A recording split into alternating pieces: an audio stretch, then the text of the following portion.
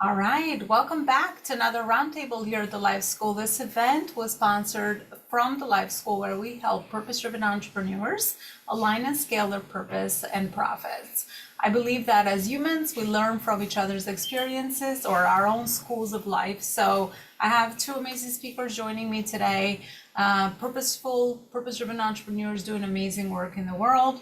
And we'll dive into some of the topics that they cover and the way that they are able to share and create service through the work that they're doing in the effort, of course, to add value to you as well. So thank you so much for always supporting these events. Don't forget, subscribe and share it with other entrepreneurs that you feel will find value from today's conversation. I'm your host, Elona Lopari, and that is the work I do as well. I help companies and entrepreneurs scale and align their purpose and profit so they can do more good in the world. So without further ado, I'd like to say hi to my first speaker, Jen Radar. I hope I said your last name correctly, You Jen. did. Yep. Perfect. Thanks so much for coming on, and thank you so much ahead of time for the work that you're doing in the world in service towards others. Where is it that you are based? I'm sorry, what, I didn't get that last part. What did you say? Where is it that you are based? Where are you connecting from today? Oh, I live in the Adirondack Mountains in New York. Beautiful. And I'm in Brooklyn, New York. So can't wait to get to know everybody and where we're actually based, because again, based on the world that we're living in, we are able to connect this way. So it's truly a blessing. So Jen, can you give us an introduction regarding who you are and the work that you're doing out there in the world? And we'll dive into some questions that I think will absolutely be very valuable to our listeners. Well, I am, my title now is the Self-Care Sensei. I was involved in, actually, I taught and ran a martial arts business for over 30 years. Both my husband and I, it was actually his business originally, and then I came in and started running the business. I went back to college in 2013 because I wanted to get actually 2 degrees, a bachelor's and a master's, which I wound up getting within 4 years, even with just 19 credits to start. And I think that was really because the martial arts teaches you a lot about self-discipline and drive and pursuing things and pursuing goals. And I did that all while still running the business. We had 2 locations, plus I also, worked another job, and my husband and I had in property. So I was a property manager basically too. So there's a lot going on. But anyway, when I went back to school, I started studying well-being actually more intensely. And in my master's program, I developed a certificate program for people who wanted to become wellness coaches, because at the time in 2015, there weren't a lot of avenues to do that were considered, quote, legitimate. Like you could go online in 6 weeks, you get a piece of paper. So I really wanted to do something at the university level, at the academic level, because if you're going to get into that kind of work, you really need to be a scholar practitioner. So you kind of need to know something about a lot of different areas, and you also need to know how to find good information for your clients. So I developed a certificate program, and then after I left school, I wound up teaching a course at a local university about well-being theory. People loved it. They enjoyed the course. And then, of course, the pandemic happened, and I didn't go back to it because I'm much better in person than I am in this kind of an arena. Because as a martial artist, you can kind of like a comedian in a way, where they can read the room and sort of change direction if they need to. Whereas in these kind of settings, it can be difficult sometimes. People put their image on, they check out, so it can be a little bit more difficult, and it really wasn't for me. So during the pandemic, I kind of thought, well, what can I do to still be of service? So I wrote a book basically based on my course, and I added so much more actually than just the course that I taught. And That's kind of really where I'm at this point. The book came out last March, so I'm coming up on a year for the book being out. And I'm at the very beginning journey of being a speaker. I'm trying to get that started because I really am not wanting to be a coach at this point because I did that for over 30 years type of thing. So I'm really not interested in coaching people one-on-one, but I would love to go and speak about, you know, this data, this well-being and wellness, because it is a very, very abstract when you say the word wellness, like for example, several years ago, I just Googled the word wellness and like 4 billion things came up. And some of them were like dog food and hotels. So of course, I didn't go through all 4 billion, but to me, it was like, people get confused. You know, you read a People magazine article and think, okay, this is great, but it's somebody's interpretation of someone else's work. And, you know, I really am an advocate for people educating themselves in a good, solid way. Find decent places to go to get this information from, and dig into the data yourself, because that's true self-care. Educating yourself is really true self-care. I mean, not that I'm against having wine with your friends on a Friday night and getting a pedicure and a manicure and a massage. Those things are all great too, but in the long run, it's really learning about who we are, understanding where we are in the world at this point, how we have to maybe change things about how we respond to people, because unfortunately, one of the big statistics that I didn't like that I found out during the pandemic is the level of anger that's gone up is now, you know, there's like 76% of people when they go into businesses are angry. And the people that are in there that are working the businesses are getting this visceral reactions to things, and it's because people have this displaced stress that they haven't dealt with. And the other thing is anxiety. Every single person that you come in contact with now, post-pandemic, has anxiety. Even if they didn't have it before the pandemic, which, if you think about that for just a second, the people that had anxiety before the pandemic, it's really elevated now. People that had no anxiety, they all have some.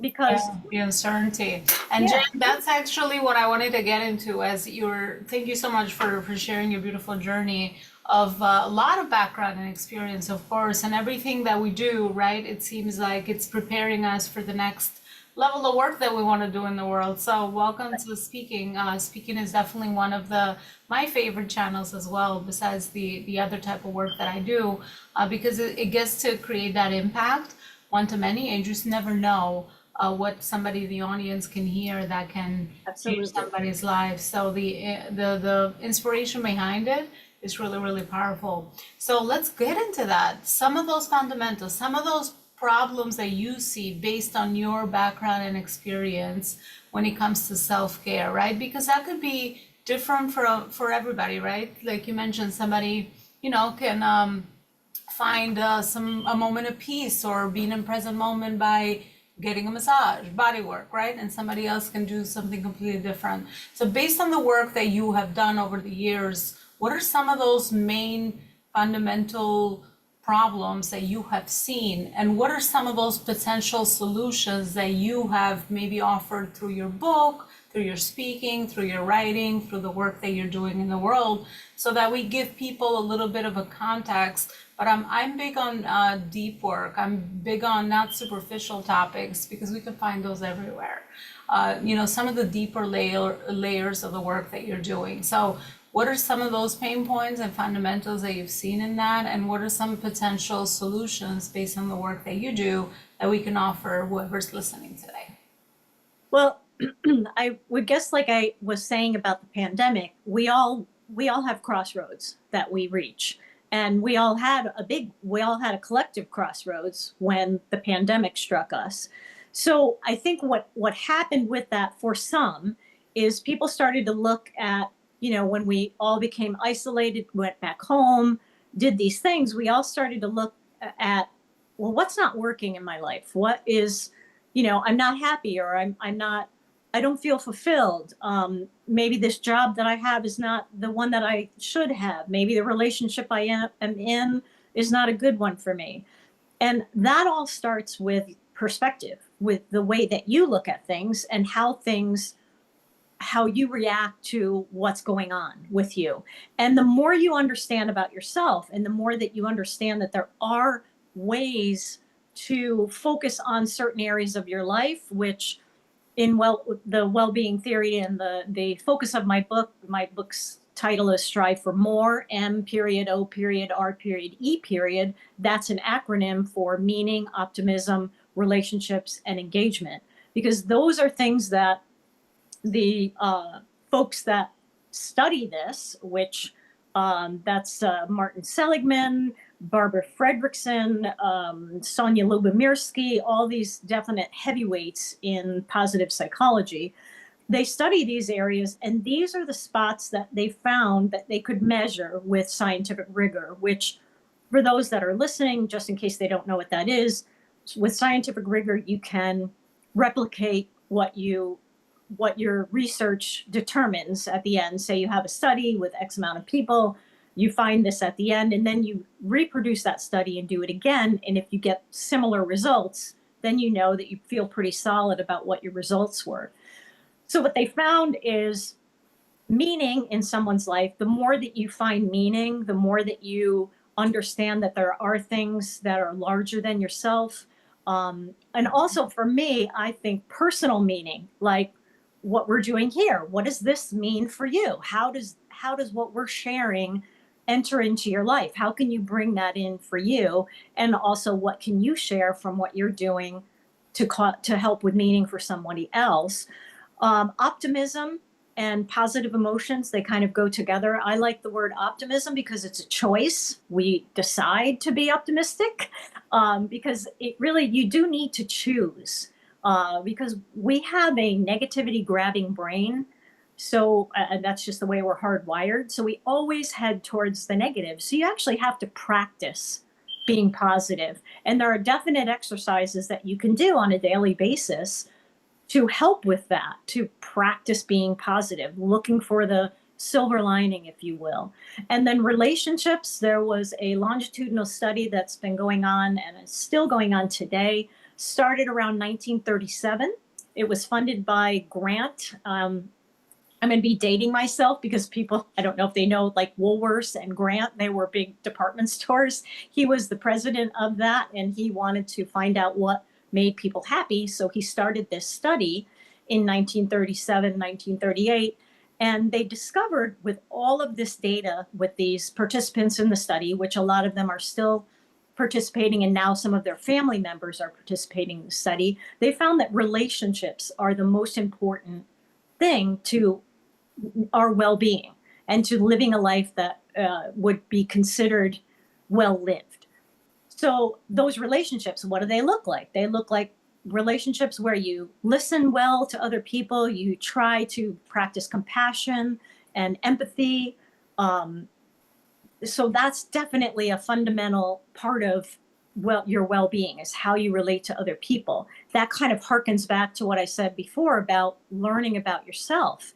Once you're out there in the world, if you're not good with who I am, I bump up against other people and I may not do it as well as I should because I haven't sort of figured myself out. And the final one is E, which is engagement. And engagement really is, and we hear it a lot in the workplace, workers are not engaged, people are not engaged. And really in this context, that's important, but it's really about sort of losing track of time. If you want to think about if you've ever engaged in an activity or done an activity where all of a sudden you look at your watch and the time is gone. And I'm not talking about scrolling on social media, because that is not, or watching your favorite Netflix show, binging it. That's not what I'm talking about.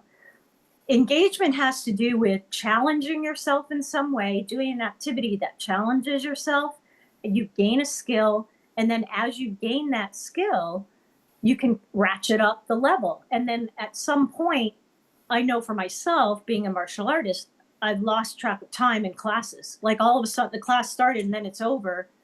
And I've just been so engaged in what I've done. So those are really those fundamental foundations. And there's ways, and in my book, I offer 8 exercises to help people in their daily lives to just start those things. And I always recommend to start in one spot. Don't try to do all of them. Start one. Do that exercise for a good month or so. Kind of get yourself where it becomes an activity for you that you get comfortable with. Then you start another one. It's like anything. When you set goals, you set small goals first so that you can achieve those goals. And then when the larger goals come on, you're ready. You have the self-esteem for that. You have the courage to try these new things. You feel good about yourself. And then you can move forward with the next thing that challenges you. Yeah, I love all those fundamentals, especially meaning and engagement, because a lot of us are seeking for meaning. There's lots of people that are going through hard times right now, right? We're not living in a certain world, at least what we thought was certain. So I would love to go back to you and piggyback off what we talked about as far as, more anger and anxiety kind of rising up in the surface, and what is it that we can do to kind of help ourselves through some of those emotions, which for a lot of people, they might not understand how to manage them.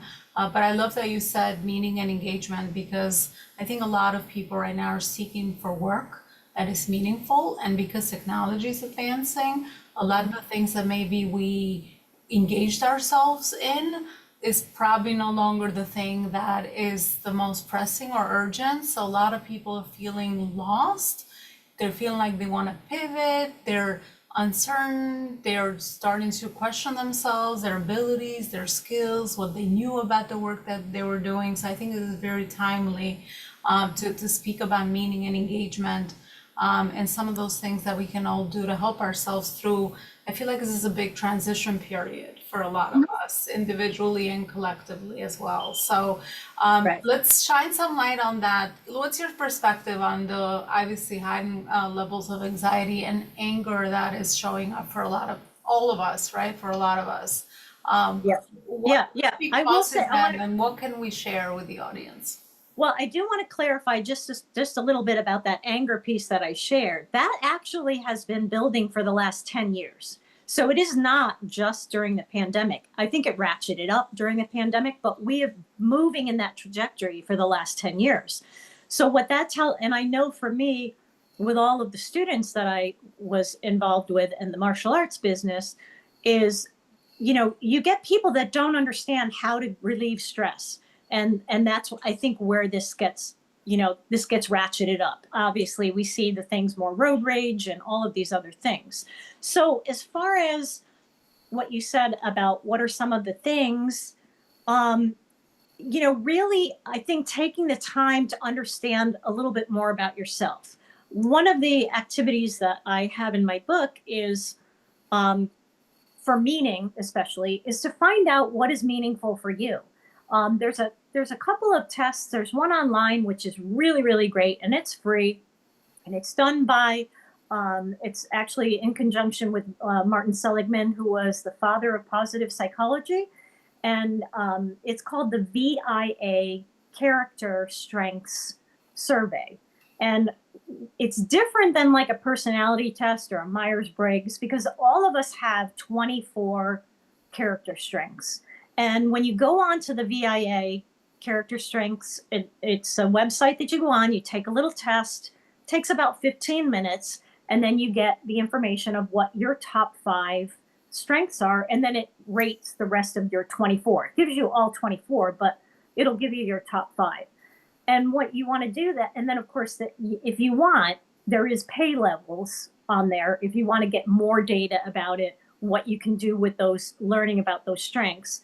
But one of the things that I think was really interesting is, once you have an idea of what your strengths are, it helps to observe other people to see how they're behaving and see how you compare with them. So you can almost recognize someone else's top strengths by observing them. And then you can see, oh, gee, they think of, you know, and integrity as one of their strengths. You know what I mean? That you, or honesty or loyalty or any of these strengths that you can take a look. And that's kind of fun because you can do that. It's great to do as something with other people that you interact with, kind of all take the test and then kind of come back and say, well, where were yours? What are yours? Oh, I see that in you. Or, gee, I didn't recognize that in you. So those are things that, in the top 5 are the ones where we feel most authentic. So trying to use those strengths on a daily basis, you know, and everyone's different. We all have the same 24, but they rank different for each of us. So that's kind of fun. And it should be fun. You should really try to look at this as a fun thing and not a tedious thing, because it is about your perspective. If you think of it as more work, then you're never going to enjoy it. As far as optimism is concerned and positive emotions, there's a fantastic exercise called What Went Well.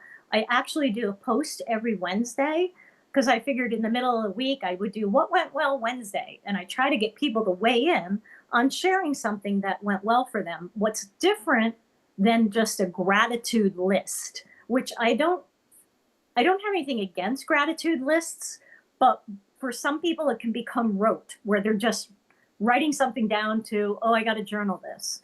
And what's different about the what went well is you want to think about, why did that go well for you? So the why is a very important piece, because we're trying to help to rewire our negative brain. And the only way we can't do that completely because we're just wired that way. But when you make a practice of it, you get into the habit of looking for these things. So now you start looking for what's going well. So say, for example, you're having a meeting with your team members. At the end of the meeting, have everybody go around and say one thing that went well for them that day, or what went well on that project and why. Because we seem to always focus on what went wrong with the project, which that's not a bad thing, because failure is good. We learn from our failures. However, we can't focus on that. Great activity to do with your kids if you have children. It's a great activity, like, to make it part of their nighttime routine. Share what went well that day. Or if you have a dinner where you sit around and you all have dinner together, it's great dinner conversation. And just to show an example of it, it's like, say, for example, your significant other brings home your favorite ice cream. Why was that a good thing? Well, because I never asked them. They just showed up with it. So little things like that. It's all about our perspective and shifting that. And as far as engagement's a tough one, because I can't dictate what they're going to do. As you know, like I was in martial arts and yoga, and I taught meditation, and I meditate still to this day. I still do workout. So you got to find something that challenges you, but you have an enjoyment when you're doing it.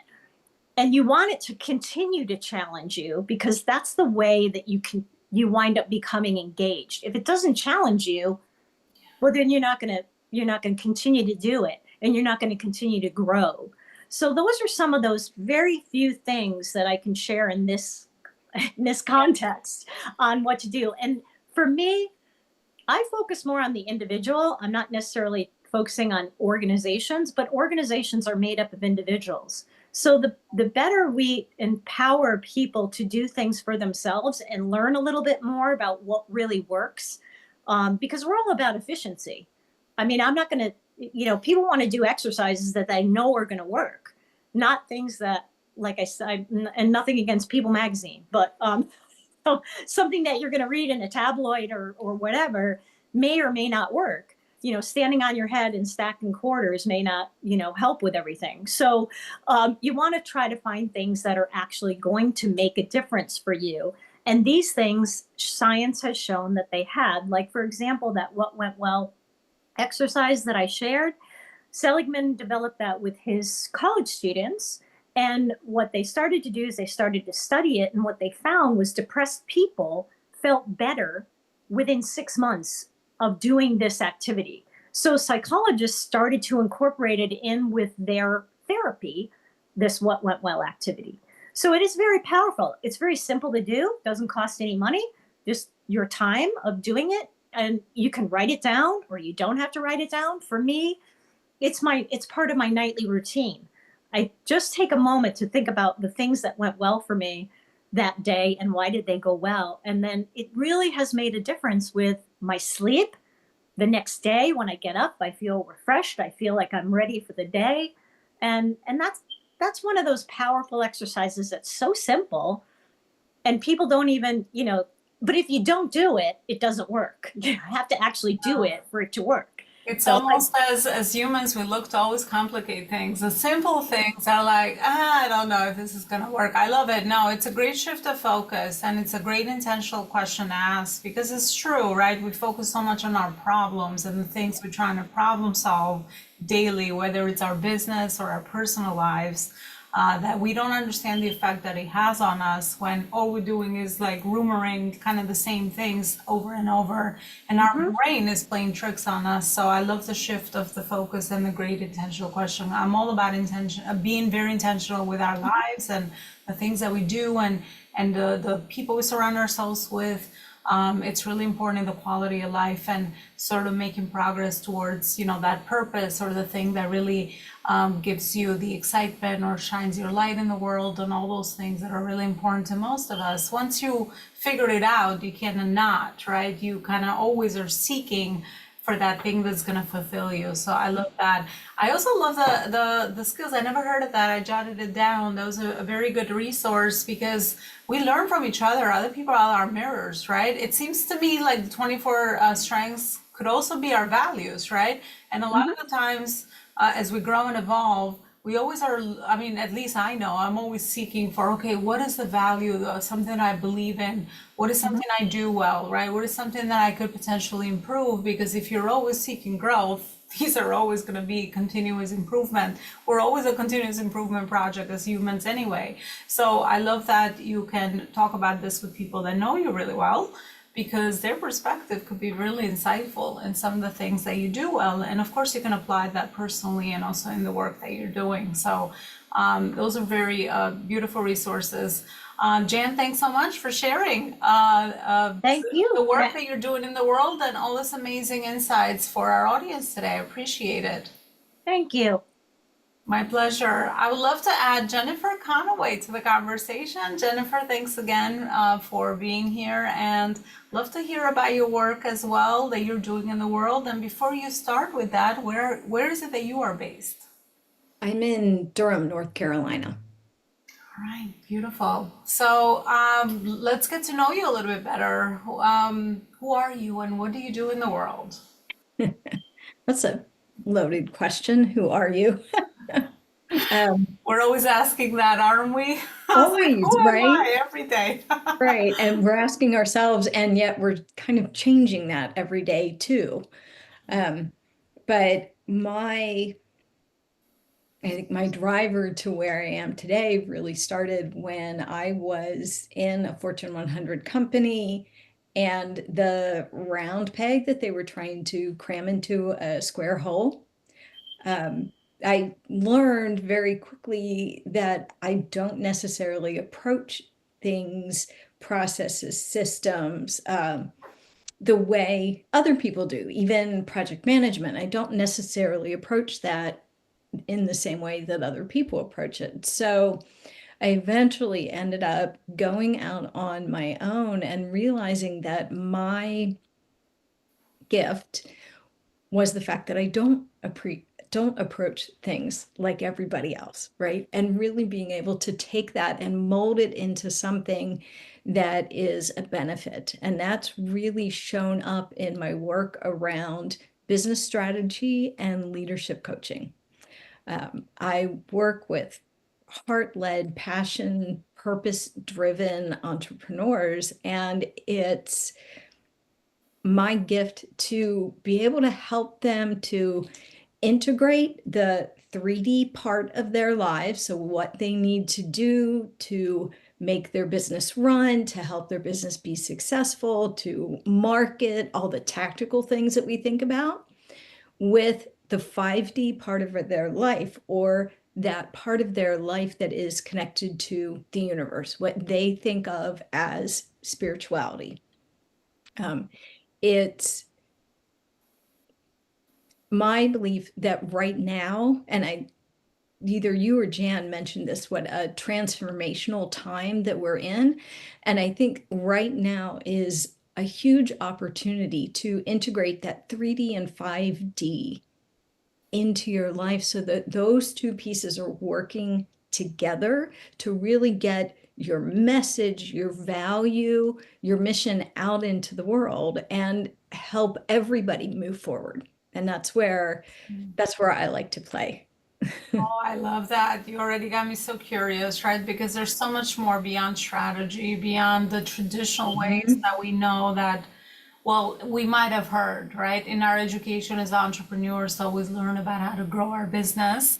Mhm. There's so much more that we can learn in the beautiful integration that you mentioned, of those realities and some of the things that we could potentially be more aware around, because obviously more awareness, the more awareness we have, the better decision making we can make, the more Right. intuitive we can be, the more we can stay aligned with our authentic self and all those things that we were talking about here. So what is your approach in scaling a business? So if I were to ask you like, okay, Jennifer, so what is it that I need to know besides strategy that will support me and help me in growing my business? What would you say? There are a couple things. I think one of the biggest things I see when I work with business leaders is you really have to have an understanding of how much you are willing to grow, how introspective you're willing to get. And I say that because what I see all the time is that we think we're ready to grow our business. You think you want to move to the next level, but what happens is you might bring the right people in, you might incorporate the right strategy. But if you, as the leader, aren't ready to step up and step into your personal next level of growth, it makes it very, very difficult for the business to move into its next level of growth. You know, business is inherently personal. And as you grow, your business can grow. But so often we're told by people outside of us, and common wisdom says you have to grow your business. So great. So you think you're ready and you're going to go do it. But if you're only tuned into business growth intellectually, you're not going to be able to really go where you think you need to go. Only being tuned in intellectually allows you to hire the right strategist and then to maybe start putting that strategy in place, whether it's a marketing strategy or a copy strategy, a launch strategy. The emotional piece comes in where you're watching that new strategy work or not work, depending on what your perspective is, and you allow things like fear to take over.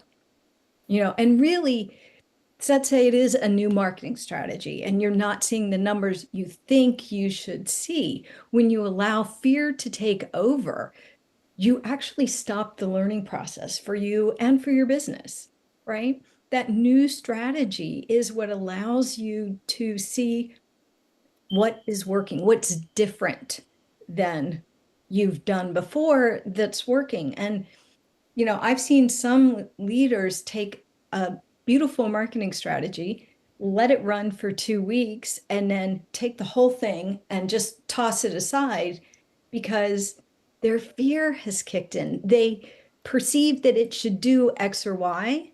And when it doesn't do exactly what they think, they're more comfortable with the old strategy that didn't actually work than with a new strategy that would help them grow.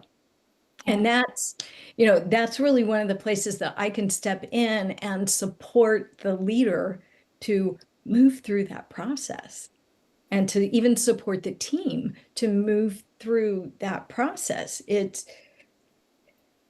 Growth is definitely two-sided, and you need to understand your emotional perspective and also your intellectual perspective. And we always need help. We just do. It's it's so easy to shift into that fear mode, or some, call it what you want, rationalize it the way you want, but you're actually holding yourself back and you're not allowing yourself to move forward and grow. And it takes people outside of ourselves to step up and say, hey, Jennifer, do you really want to make that decision? Do you really think it's a good idea to hold back on the copy there? Maybe that's what people really need to hear. And that's having those people around you to help you think these things through, help you move through the fear. They are priceless. So true. To see what we don't see, to hear what we don't hear, right? Because we all come with our own set of gifts, right? Mhm, So mhm. maybe for somebody else, it's easier to see certain blind spots that we have, but for us, we're in it. So that's all we could see.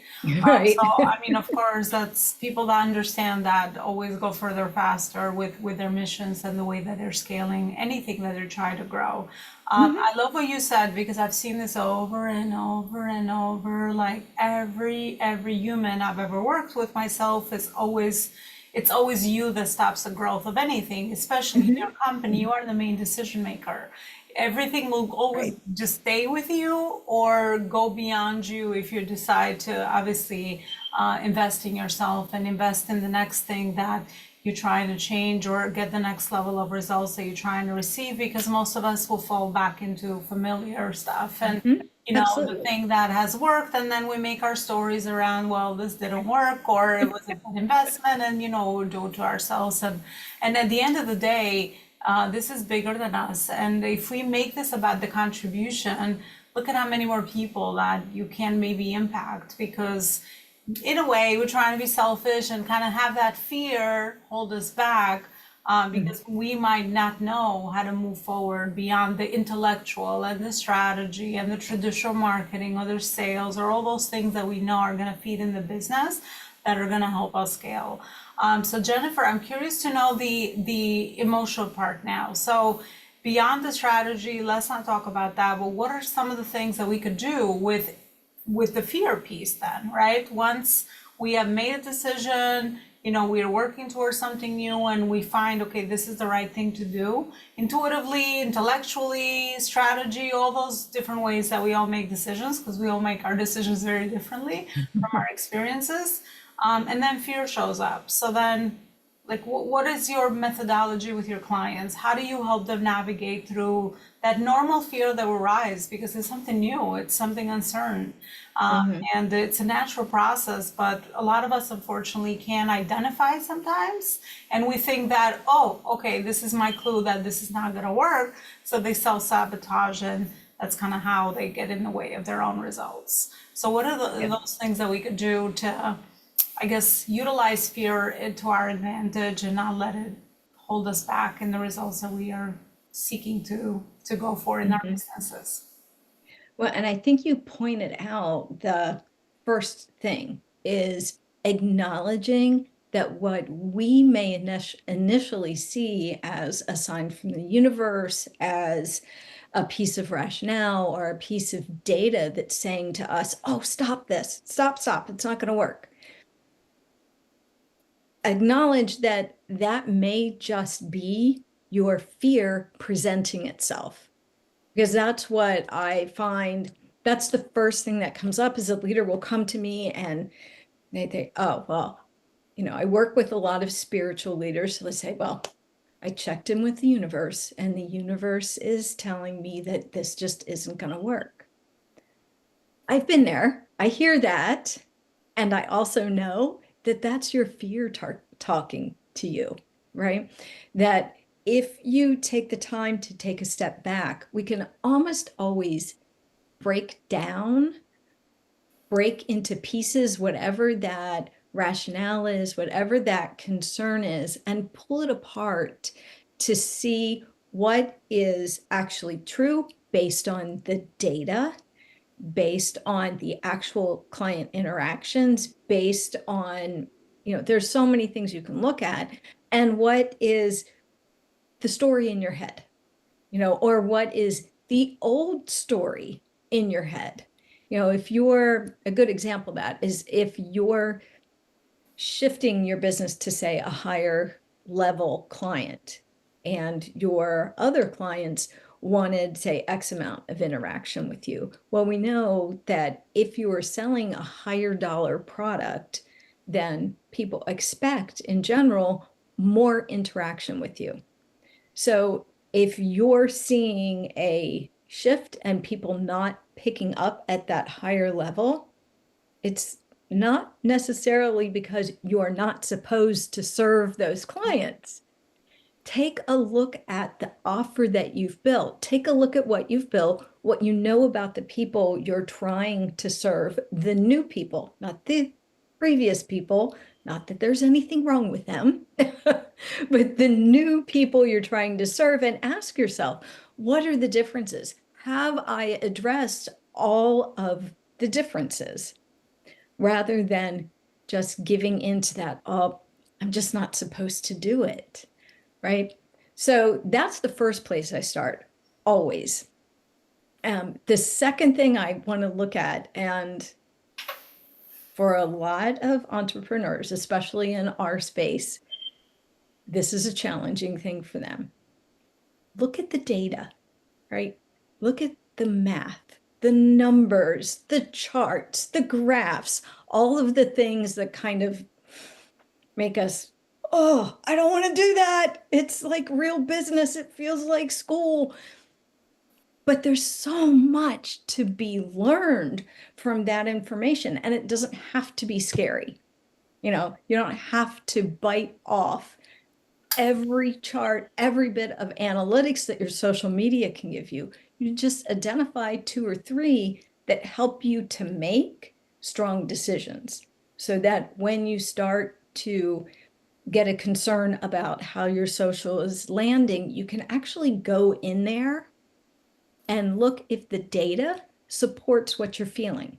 Because again, if you're shifting the way you're doing things, it could just be your own fear and your own concern talking to you. So absolutely, data, take a look at that. And that's one of the things I help folks do. The other one is have somebody that you trust, that truly at their core only wants the best for you and your business, and also has your full permission to be overwhelmingly blunt with you. Have somebody like that in your life. And it could be your team lead. It could be, hopefully you've got a coach of some kind to help you. That's a great person to work with when you think the fear is starting to come up, as long as they have the latitude to really be brutally honest. I mean,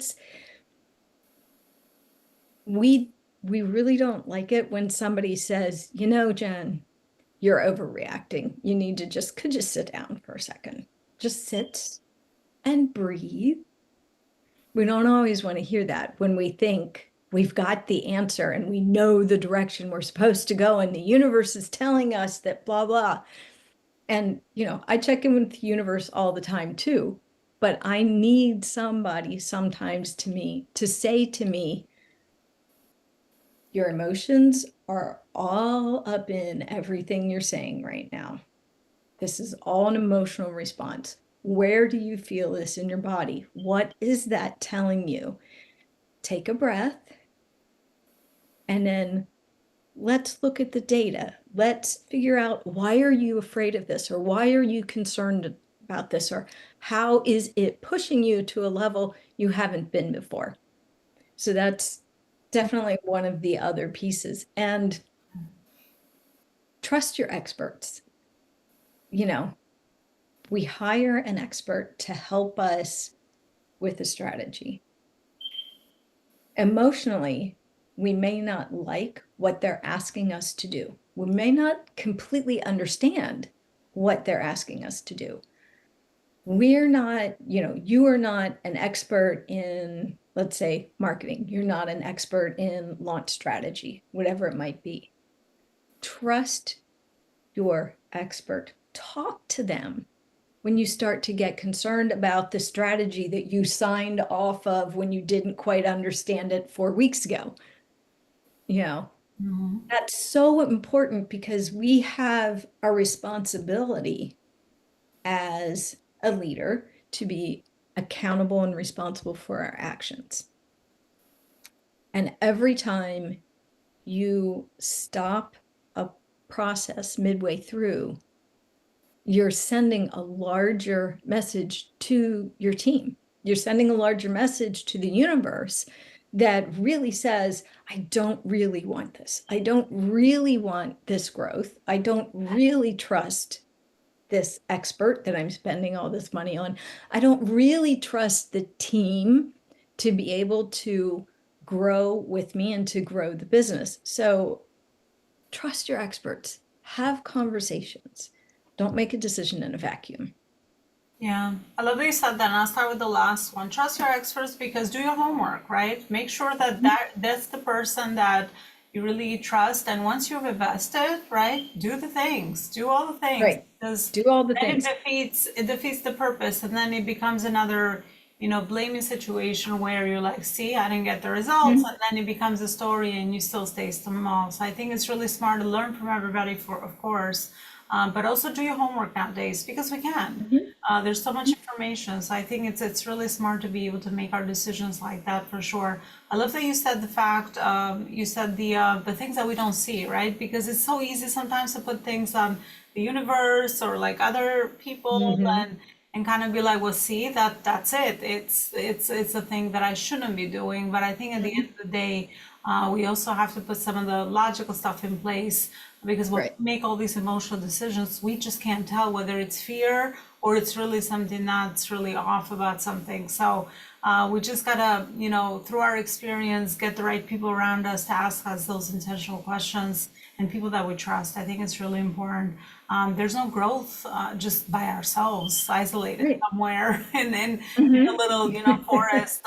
Especially as entrepreneurship and the journey, it's lonely, either way. So I think it's really important to be able to look at number. I mean, at the end of the day, I've also learned myself. I'm very emotional. I mean, I just over the years, I've gone through lots of the roller coasters, but at the end of the day, it's about being cold when we make certain decisions in a good way, and learning how to navigate our emotions, where before I used to just distract myself and just avoid it, rather than feeling our feelings, like you said, right? Because those are healthy. Those are all things that come up, but still never make a rush decision because it's so easy to just, go off of that and just make a wrong decision for yourself. And then you're stuck in that cycle and in that loop. So I think I love the work that you're doing because it's not just the business side, but it's also all these other things that, most leaders don't want to take a look at because like, who's got time for that? I can, do all the logical things and all those things that, they think it's going to give them fast results. At the end of the day, most of us are, always fall prey to fast things, overnight success, all of those things where we could put minimal effort and get the highest ROI. However, usually I have found that those never last. So they never the work last. that we do within our emotional management is definitely something that you can rely on for life. So it's definitely a skill worth investing in learning, but also something that you could teach yourself through the process as well.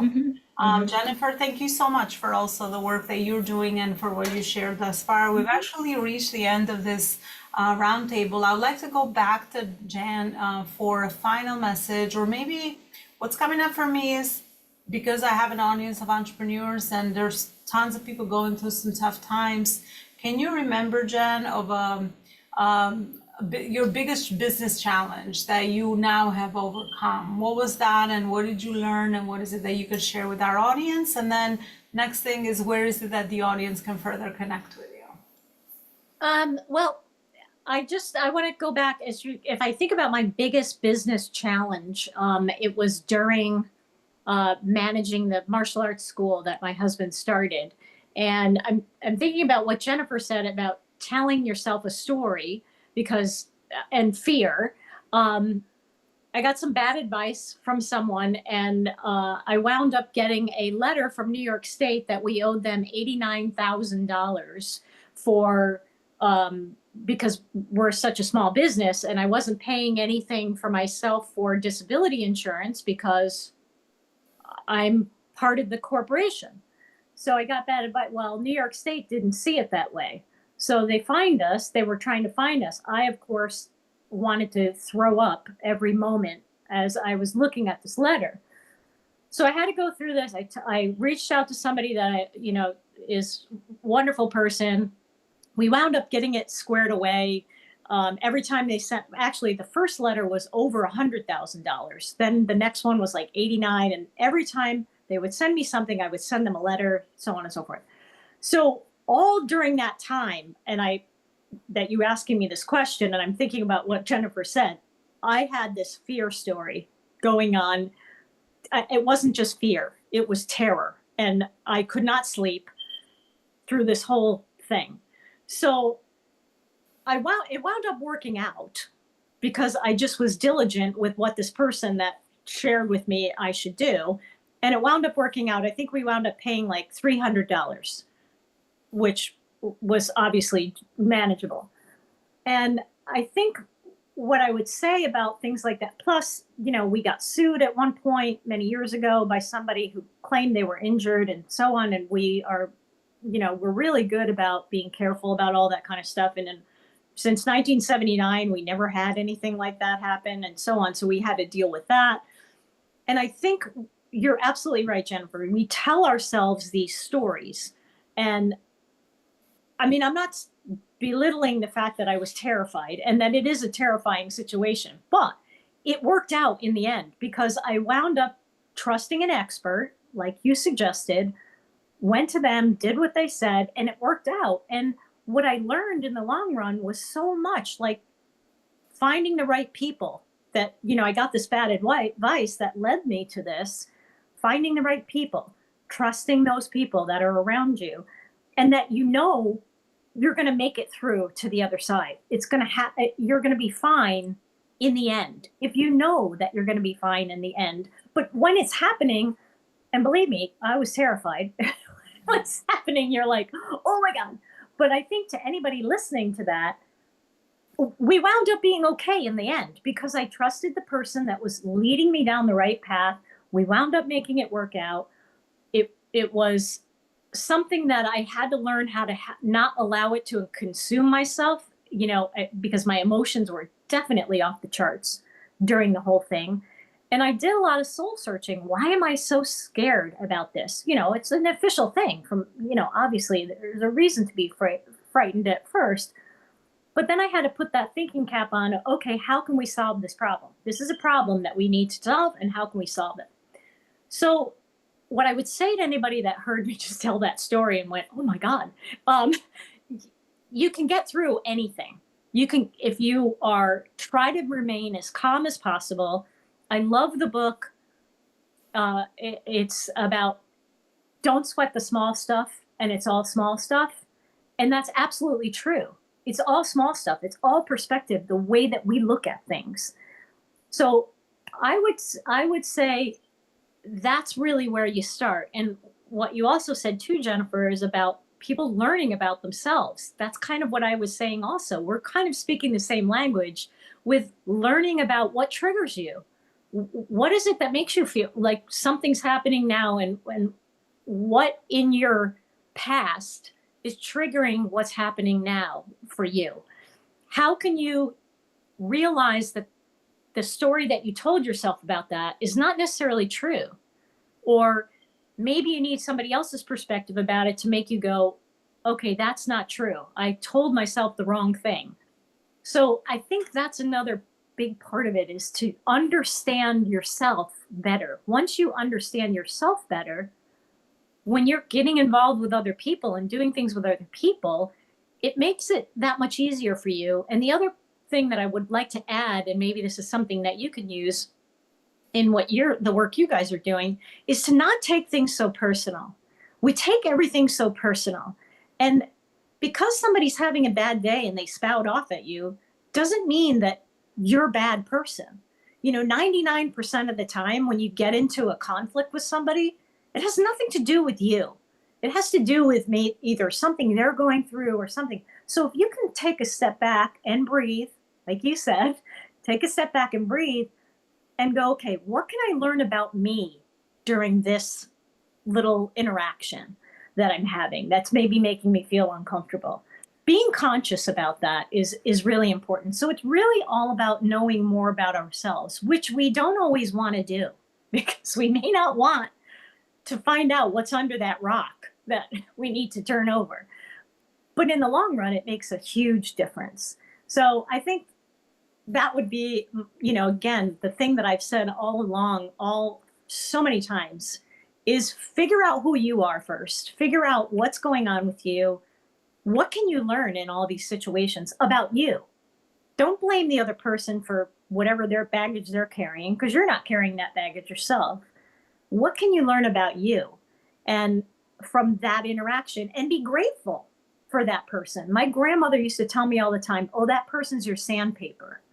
They make you smoother on the edges. And I thought that was such a wise thing to say. Like, we all have grandmothers, hopefully now, that say that stuff still. But it's so important. What can we learn from other people? Don't take it inside you. What can we learn from that person? Maybe it's that the other person, you need to offer them some empathy or something, or you need to let them just blow off their steam, let the situation calm down, and then you have a rational conversation. So hopefully that's something. I might have gone off on a tangent, I apologize, but that's definitely something that kind of came up for me when you were talking, Jennifer. As far as getting in touch with me, you can get in touch with me through LinkedIn. I do have a website, selfcaresensei.com. Gives the information about my book. I do have a speaking engagement that's coming up next month. I'll be speaking at MIT. So that's exciting. I'm preparing for that. I'm excited and nervous, but it's a good nervous and excitement at the same time. So that's good. I've got a couple of podcasts coming up. I was just involved in the Women Who Lead Summit with Nina Perez, which was a great opportunity. So that's kind of it. I don't know if there's anything more you want me to share. No, that's beautiful, Jen. I think through your as you shared some of your biggest business challenges, there's so many beautiful wisdom and messages that you shared that I think I can resonate to all of them with all of them. But yeah, just trust that it will always work out at the end. Same thing for me. The biggest problems that I thought were, oh my God, the end of the world, they always worked out in my favor. But also being very intentional about what can I learn in this situation, because it's always teaching you something about you. Yeah. That information you could carry that throughout all your life. So I love that you shared that. Thank you so much for doing that. How about you, Jennifer? Biggest challenge, and what did you learn from it? I've worked with some of the biggest names in online marketing, and they all had a signature program, which, each person is individually brilliant. But my biggest takeaway is that any program that you take, that you learn, that you're involved with, take the pieces that really work for you. Try the whole thing, and the pieces that don't work, it's okay to leave behind. If you've tried them, if you've played with it a little bit to see if you can shift it and morph it so that it fits your personality and your way of being in the world, and it just doesn't, it's fine to leave it behind and take the pieces that work for you. That's all part of, just like Jan said, understanding exactly who you are and how you work in the business and how you function in the universe, and being really authentic. And it was when I started to embrace that everything really started to flow for me. because I was being the person I needed to be. And that shows through all the time. Ways to find me: I'm at Jennifer Conaway on Facebook. I'm on Instagram, and that's based on my business name. CBA Strategy is my handle on Instagram. Yeah, those are probably the two fastest ways to get a hold of me.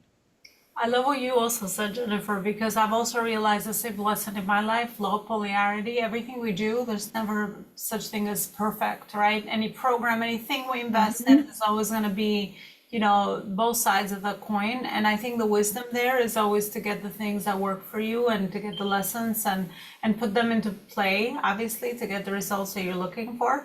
But even the things that maybe didn't work out now, I have learned that because you already have that information and that awareness, it will come handy at some other point in your journey where you might think like, I'm never going to use this, but then you already use it. So that's why I always have like the same belief that nothing is ever wasted. That's why I believe in education, surrounding myself with the right people, creating platforms just like this, or spaces where we could share our wisdom and expertise, or the things that we have learned. Because you just never know where what something Jan said now maybe is not resonating with me, but because I remember that when I am faced with a difficulty or something in my life, I will always remember that. So I don't think you can ever have enough great information and intentional positive information that are going to move you forward faster, because there's always trust the timing. You're always going to use it someplace else. Much like you ladies, for me, the biggest challenge was definitely the beginning of my business, where you don't know who you are, you don't know what you're offering. You have a lot of those fears and blind spots, imposter syndrome, all of that. I remember, much like what you said, Jen, that I wanted to throw up with my first 5 clients, because I'm like, oh my God, I felt like I could, even though in a calm mode where I was kind of grounded, I knew that I could help and support, and from then on has never been a client that I was never able to help. But in those moments, we think that, oh my gosh, like this is a big thing. I don't know if I can handle it.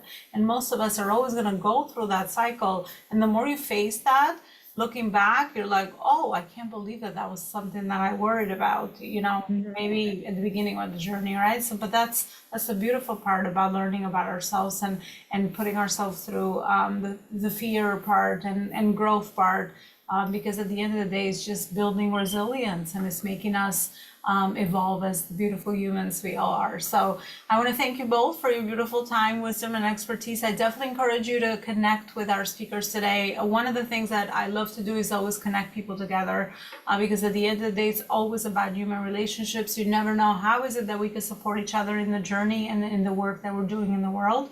And all of us understand that it's to do anything massive or impactful in the world is really done with other people, right? Because you could just do so much by yourself, but with other people you can do so much more. So thank you so much to the speakers that joined us today, and thank you for always supporting this roundtable event here at the Life School.